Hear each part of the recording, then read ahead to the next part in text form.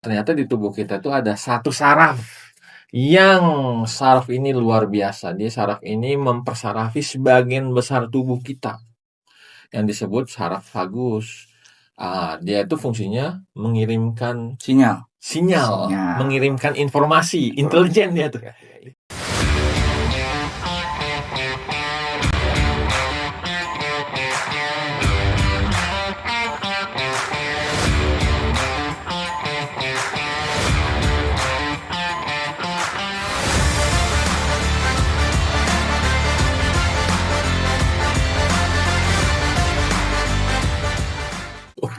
Assalamualaikum warahmatullahi wabarakatuh. Assalamualaikum warahmatullahi wabarakatuh. Waalaikumsalam warahmatullahi wabarakatuh. Oke, kita balik lagi di obrolan antar teman dokter. Balik lagi gua Dr. David, ini ada Dr. Wildan. Kita akan bahas apa sekarang nih, Dr. David? Masuk angin. Itu kalau lihat di sosial media yang lain, kita sebut saja langsung TikTok, itu sampai 50 juta orang lihat. Amazing loh. Berarti kalau penduduk Indonesia 250 juta, seperlimanya nonton gituan tuh. Ngetik masuk angin. Ditonton itu masuk angin. Bahkan kita bahas deh masuk angin tuh. Makanya bahkan orang terdekat kita aja itu masih belum tahu tentang masuk angin. Kadang-kadang masuk angin nih. Padahal itu cuma ada di Indonesia tuh. Iya. Coba kalau misalnya berangkat jalan-jalan ke Zimbabwe gitu, atau enggak ke Jerman gitu misalnya kan, bro, ada enter the wind nggak? Ada kan, masuk angin. Iya. Tapi di TikTok bisa sampai 50 juta orang scroll, lihat, wah masuk angin. Oh lihat, bener nggak sih tuh angin masuk tuh gimana tuh? Iya. Dan gimana biasanya mereka tuh pengen tahu tuh pengobatannya bagaimana, ya kan?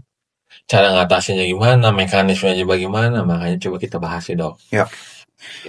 Jadi kalau kita bicara masuk angin itu sebenarnya kumpulan dari gejala. Ya, kumpulan dari gejala. Perut kembung, pilek, batuk, lemas-lemas, badan pegal-pegal, meriang. Masuk angin. Bro, kenapa bro? Kecapean nih bro, kayaknya masuk angin. Iya. Kenapa nih? Aduh, abis kehujanan kemarin jadinya masuk angin. Iya. Kenapa masih masuk angin ya? Kan hujan air ya. Iya. Harusnya masuk air. Tapi kan nggak ada. Jadi kalau kita bicara masuk angin, biasanya itu satu kumpulan gejala. Jadi orang-orang awam menormalisasi dengan gampang bilang sakit apa? Masuk angin, selesai.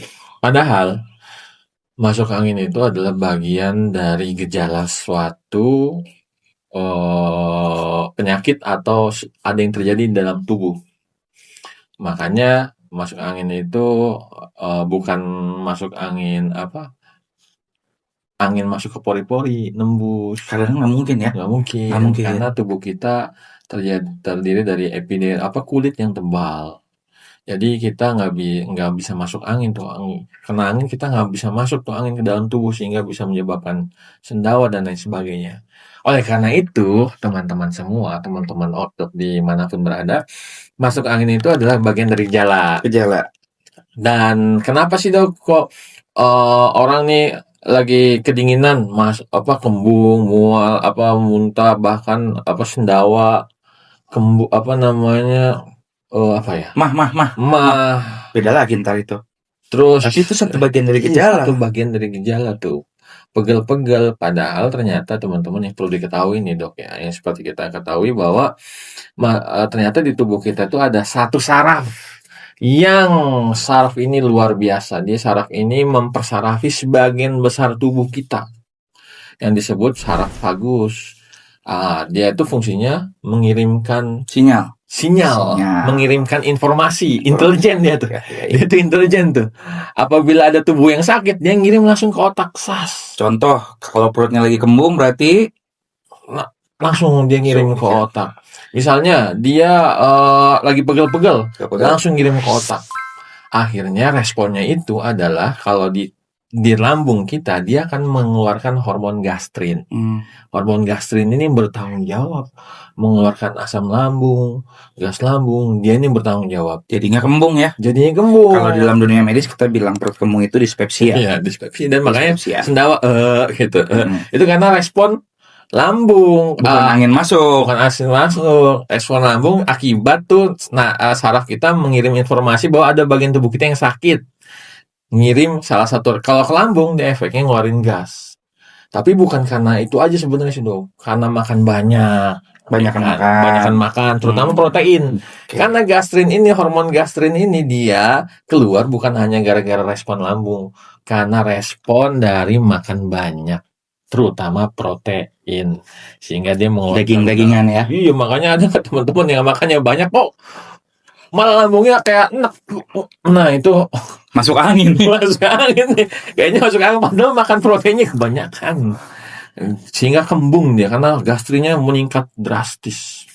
Dan itu yang kalau yang dari referensi yang ada tuh di buku fisiologis, di jurnal, itu semuanya karena hormon gastrin. Next dong. Kemudian pilek, influenza.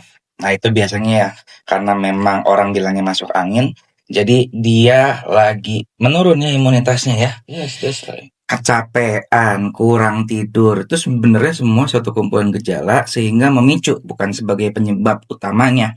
Kayak tadi Dr. Wildan udah kasih tahu si gastrinnya meningkat sehingga jadi kembung, kita bilangnya dispepsia. Ada nyeri ulu hati juga, kemudian pilek, influenza sebenarnya mungkin cuma common cold aja. Common cold itu jadi ada virus masuk, imunitas kita nggak kuat, lagi nggak terlalu baik, jadi bisa pilek-pilek. Kemudian demam. Kalau demam kayaknya lihat yang kemarin aja ya, kita udah bahas kan tuh ya. Terus udah gitu kalau pegal-pegal, jadi ketika tubuh kurang istirahat,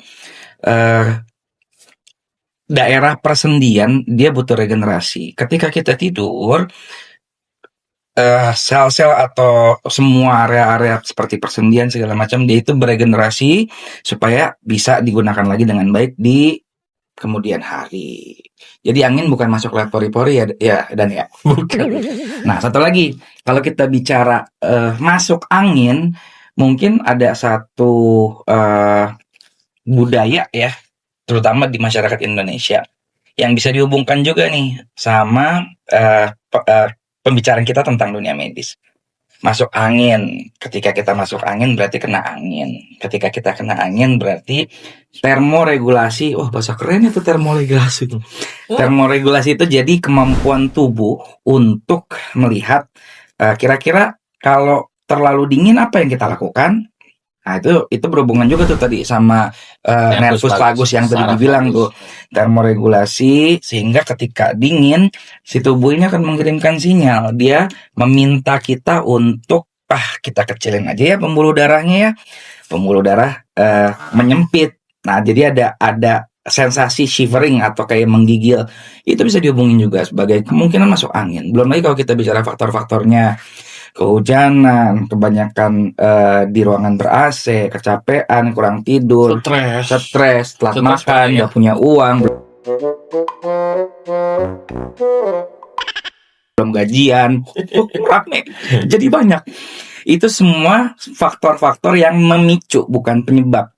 Dan yang memang memicu, merangsang sistem saraf vagus ini tadi mengirim informasi ke otak, sehingga menjadikan si kumpulan-kumpulan gejala tadi yang dibikin sederhana oleh teman-teman atau oleh orang-orang di luar sana dengan sebutan masuk angin. Oke, mitos sama fakta nih, mitos sama fakta. Dan kalau angin masuk tubuh, ya berarti masuk lewat pori-pori. Bener apa kagak sih itu? Nah itu dia, itu perlu kita klarifikasi nih teman-teman. Secara medis atau secara ilmiah itu nggak bisa masuk angin ke dalam tubuh, karena tubuh kita tuh barrier atau ada batasan yang kuat gitu, nggak bisa ditembus angin, nggak bisa nembus kita. Makanya yang tadi saya bilang, dia itu hanya ketika naik motor kedinginan, pakai AC kedinginan, dia hanya merangsang sistem saraf parasimpatif atau nervus vagus tersebut. Saraf vagus tersebut mengirimkan sinyal bahwa ini lagi ada masalah nih, kedinginan, dan direspon sama lambung. Bukan hanya lambung aja, ini kita ngomong masalah lambung dulu nih. Lambung responnya dengan mengeluarkan gas, asam lambung, gas lambung, diakibatkan karena hormon tadi itu. Jadi nggak ada angin bisa nembus tuh Makanya Berarti pakai jaket. berarti mitosnya salah ya. Salah. Nggak mungkin angin masuk ke dalam pori-pori ya. Oke. Bisa kembung kita, bisa meledak kita kalau naik motor. Oke. Kemudian berikutnya, bro masuk angin bro, masuk angin. Oh ya udah ke dokter bro. Nggak usah ke dokter. Kerokan aja.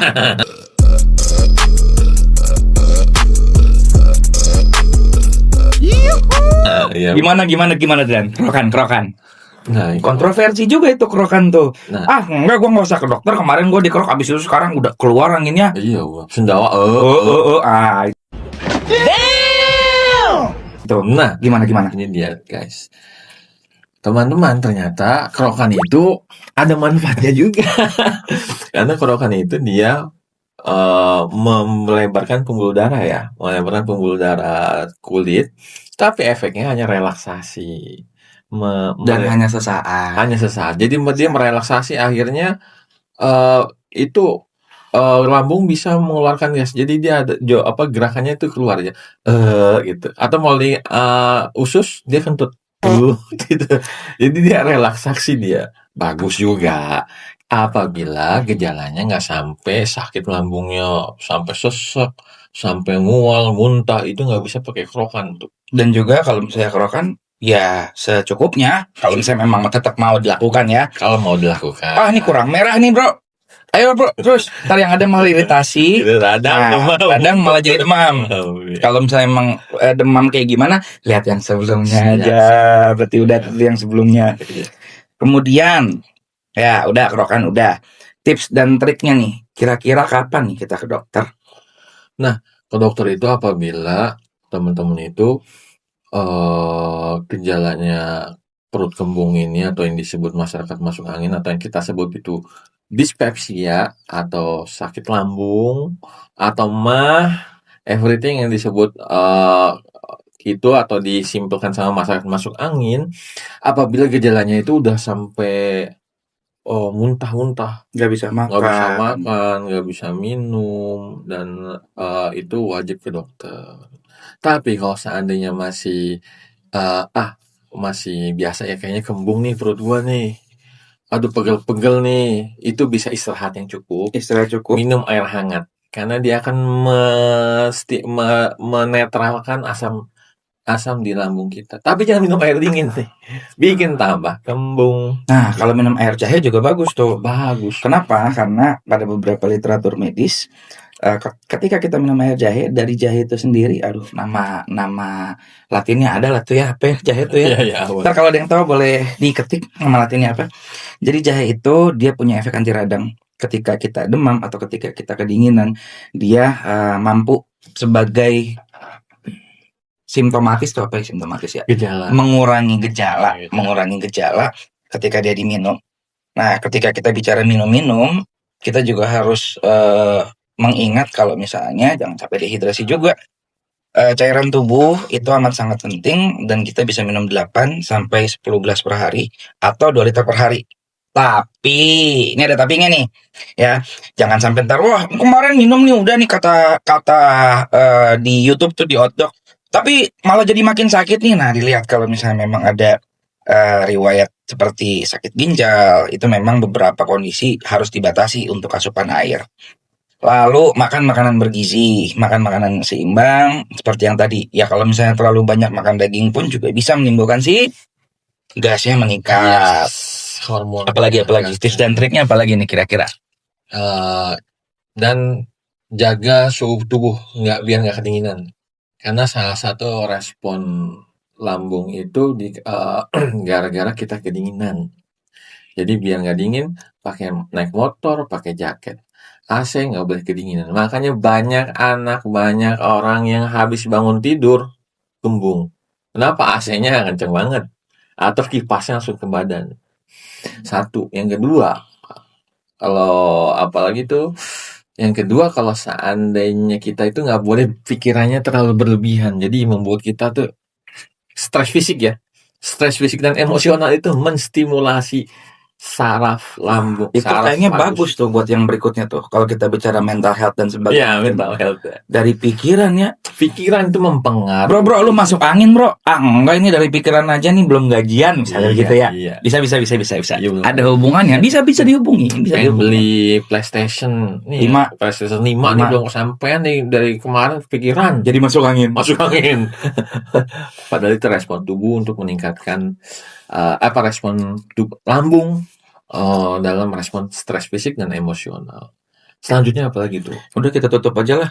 Ada lagi. Apa lagi? Stres fisik, emosional, banyak makan. Oh iya. Ibu udah Tadi banyak makan. Udah tadi. Karena ada all you can eat, man. Iya.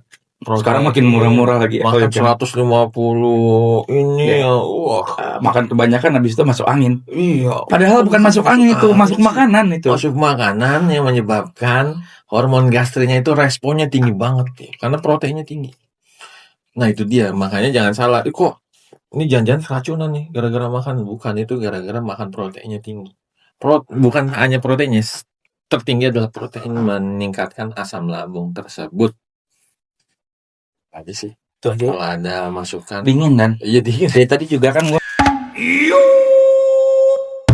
Asam lambung kita meningkat. asam lambungnya meningkat. Kayaknya kita masuk angin. Iya. Oke, demikian segmen Okto kali ini, pembahasan kali ini tentang masuk angin. Jangan lupa komen, like, and subscribe. Kalau Dan ada masukan, kalau ada masukan buat kita ditulis di bahas, bawah. ditulis. Itu sebab untuk yang berikutnya, kayaknya sebelum kita masuk angin juga lah kita tutup aja ya. Oke, gue Dr. David. Gue Dr. Wildan. Assalamualaikum warahmatullahi wabarakatuh. Waalaikumsalam warahmatullahi wabarakatuh.